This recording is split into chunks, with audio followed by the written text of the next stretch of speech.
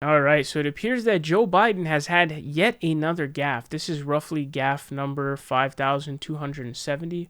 No one really seems to care though, so it's kind of hard to stay passionate about this when nobody really cares. But it says Biden cleans up after confusing mask mandate for Title 42.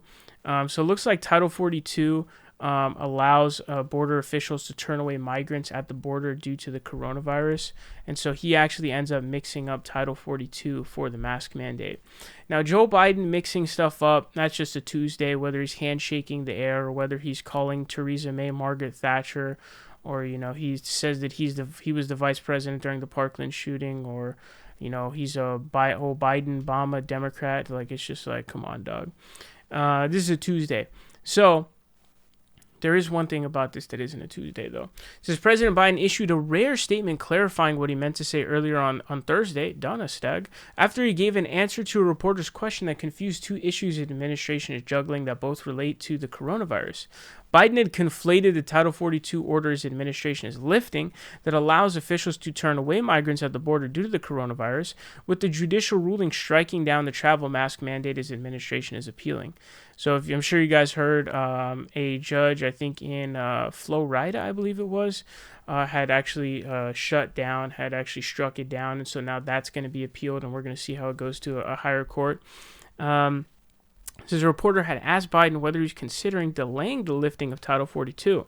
There's going to be an appeal by the Justice Department because, as a matter of principle, we want to be in a position where, if in fact it is strongly concluded by the scientists that we need Title 42, that we be able to do that, Biden said.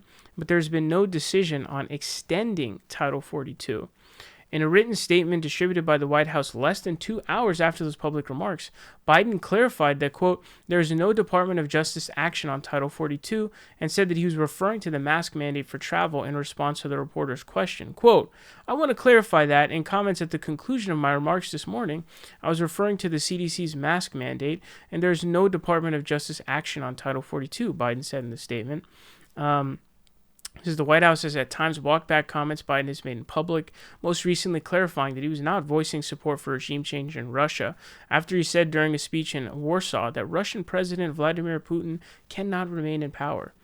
And so it says, but such clarifications usually don't come in the form of a written statement from the president himself.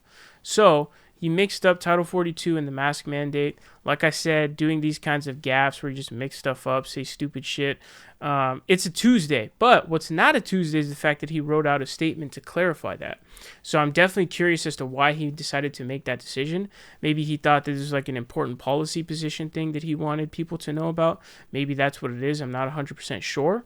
But definitely interesting to see. And in terms of just like analyzing, Joe Biden's popularity and this kind of gaffe stuff, because like I said, the gaffe train is never ending, but nobody seems to give a fuck.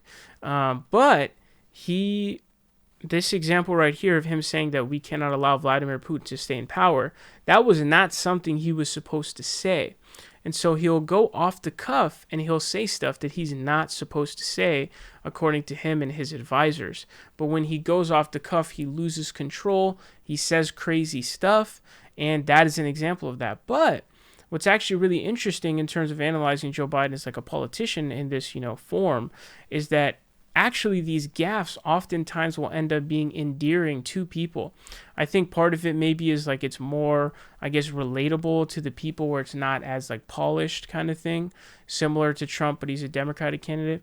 But also there will be many instances where a gaffe that he'll say will work in his favor because it'll be endearing towards his supporters. So like, for example, one time he accidentally called the Proud Boys the Poor Boys. Like, I don't think he did that on purpose. I think that was just a demented gaffe. But maybe other people think differently, and it sounds cooler that he called them the poor boys, and ergo, it boosts his popularity amongst people, right?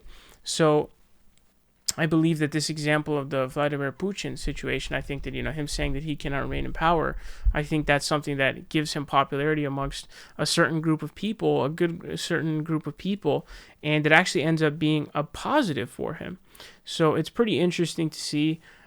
Is this going to impact his 2024 run? I have no idea, but at this point, he's kind of like Majin Buu. I know Majin Buu eventually finally died to the spirit bomb, but it's like before that, I mean, he just kept coming back and coming back.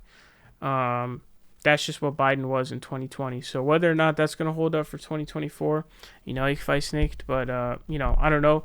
We'll end up seeing. But, this is another Tuesday in terms of the gaffe that he did. But the response, now that is not your average Tuesday.